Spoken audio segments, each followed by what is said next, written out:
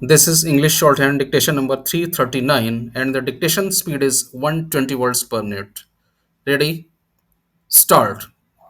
We are sad that the disciplinary committee of the Bar Council of India, despite being the statutory body entrusted with the upkeep of the probity of legal profession in India, opted to treat a very grave professional misconduct in a lighter vein.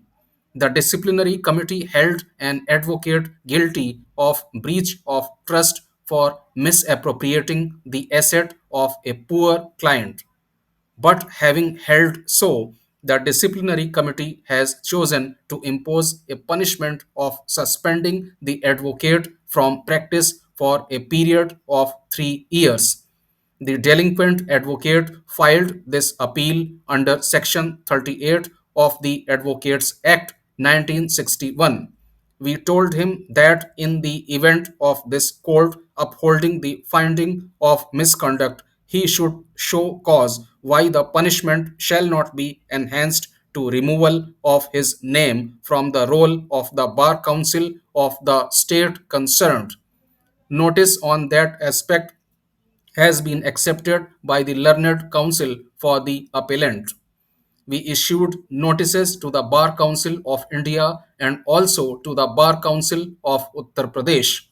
Neither has chosen to enter appearance in this matter, and hence we heard the learned counsel for the appellant.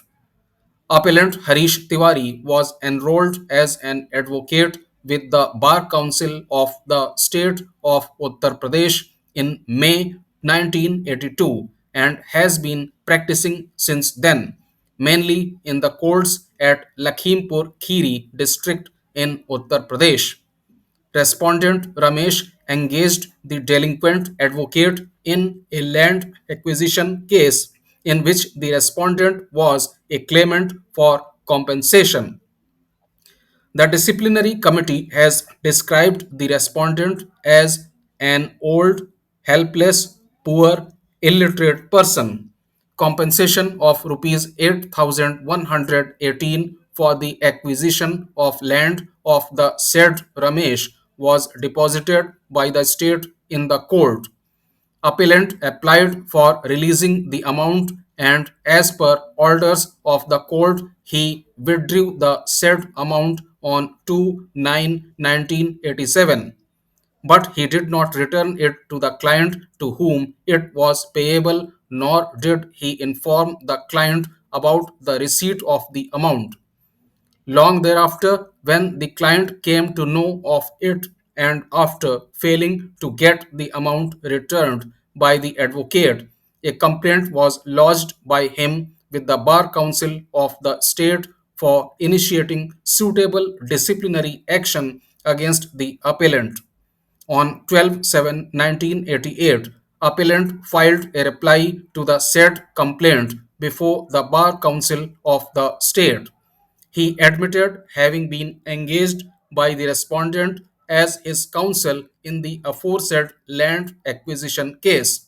He also admitted that he had withdrawn a sum of rupees 8,118 from the court, but he adopted a defense that he had returned the amount of the client after deducting his fees and expenses.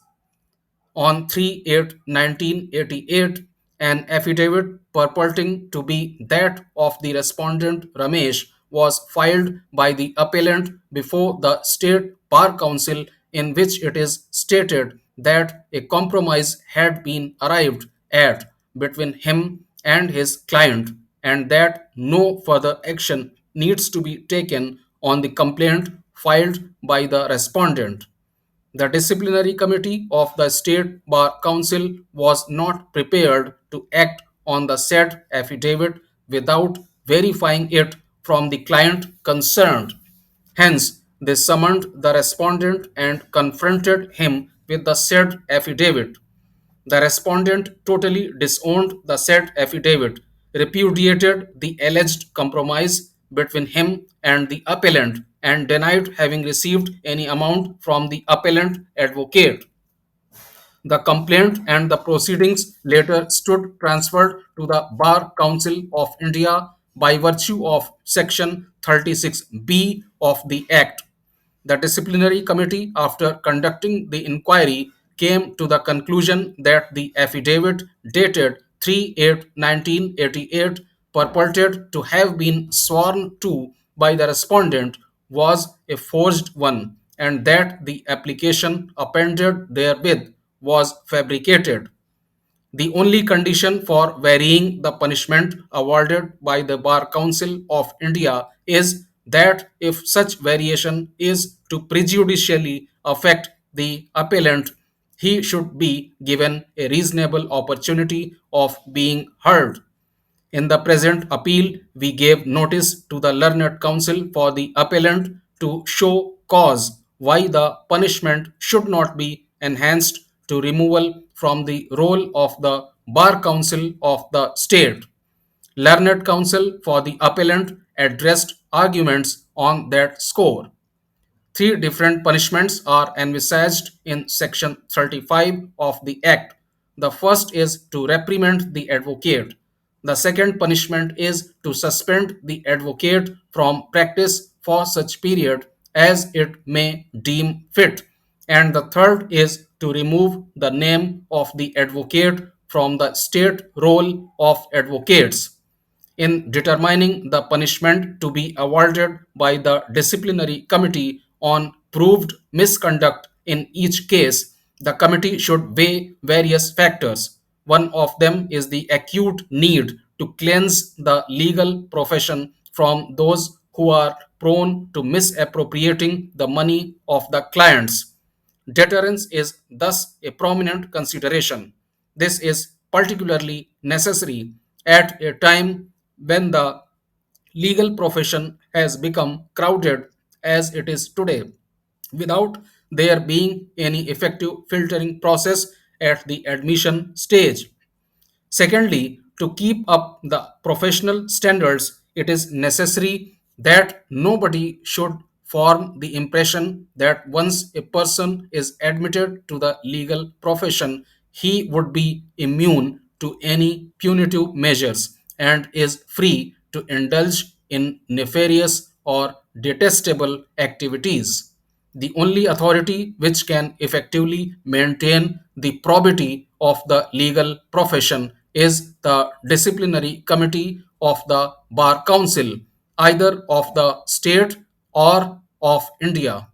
The proper message which should go to all members of the legal profession is that they are all being watched regarding their professional activities through binoculars by the Bar Council of the state as well as by the Bar Council of India, and that their disciplinary committees would not acquiesce any professional delinquency with flea bite punishment.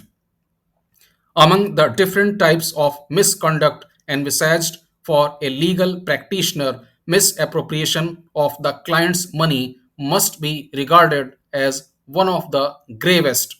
In his professional capacity, the legal practitioner has to collect money from the client towards expenses of the litigation or withdraw money from the court payable to the client or take money of the client to be deposited in court.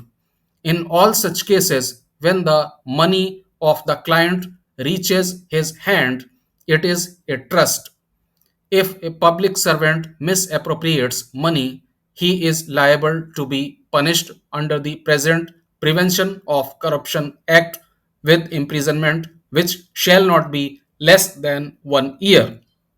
He is certain to be dismissed from service.